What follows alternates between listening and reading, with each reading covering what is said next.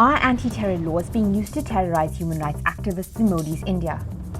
In early 2020, Father Stan Swamy, an 83-year-old Jesuit priest from Jharkhand, was picked up by India's National Investigative Agency and taken into custody. He's the oldest person to ever be accused of terrorism in India. The public has come out to protest his arrest. He's been booked under an anti-terror law called the Unlawful Activities Prevention Act.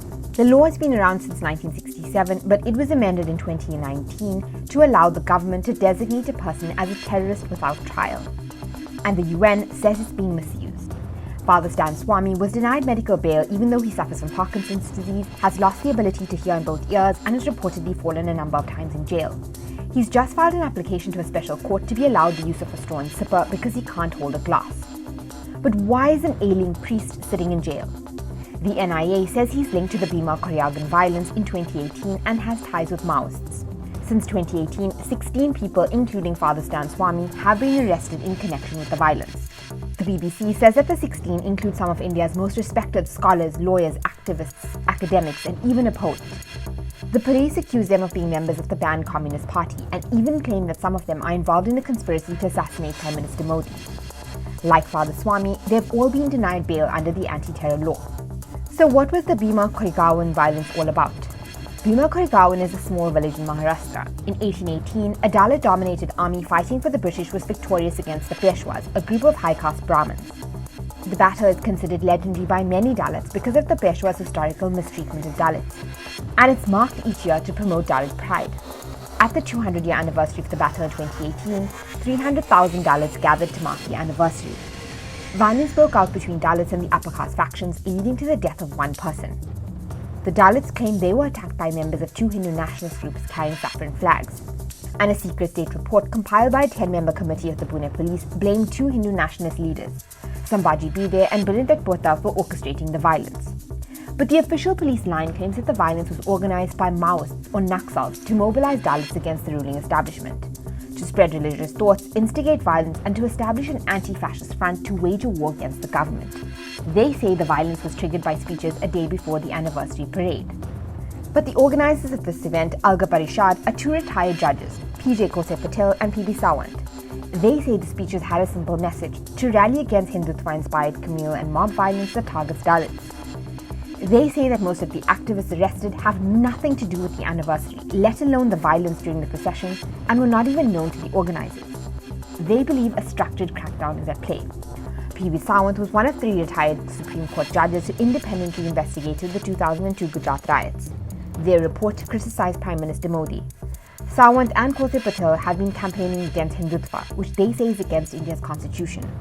They held their first event in 2015 and decided to organize the anniversary because of the rise of cow vigilantism, a phenomenon of violent attacks and murders based on scaremongering around minorities being involved in supposedly illegal cattle slaughter. They say that the unrest in Bhima-Koregaon being blamed on Maoists is actually the BJP government cracking down on voices that are critical of nationalist mob violence and Hindutva. But let's go back to Father Stan Swamy. Does he have anything to do with Bhima-Koregaon? Well, he says no. Bhima-Koregaon, a place that I have never been to in all my life. I was implicated there. I was raided twice. I was interrogated for 15 hours during a span of 5 days. Father Swamy is not only a priest, he's a tribal rights activist as well. He's worked in Jharkhand for 3 decades and advocated for the Adivasi community on land, labor, and forest issues. Adivasis are known as the original inhabitants of India. They live in small groups or in at the edge of forests, have their own language, native practices, and forms of self-government. Mining activities, commercial farming, and timber industries have historically forced Adivasis from their land. They've faced issues integrating with society, they're largely illiterate, and have remained poor and marginalized. Father Swamy has questioned the government's failure to implement a tribe's advisory council as per the constitution. He's challenged the indiscriminate arrest of young Adivasis who have been labeled communist and has opposed land banks which use land belonging to the Adivasi community to set up industries. Here's what he had to say 2 days before the NIA took him into custody. I have filed a case against the Jharkhand state in Jharkhand High Court on behalf of about 3,000 young Adivasis who are languishing in the jail. It is this which became a bone of contention with the state, and they wanted to put me out of the way.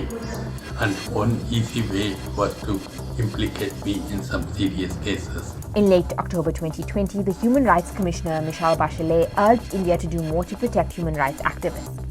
She pointed to problematic Indian laws that have allowed arrests and placed restrictions on NGOs, like the Unlawful Activities Prevention Act, which Father Swami is being held under. But she also talked about the Foreign Contribution Regulation Act.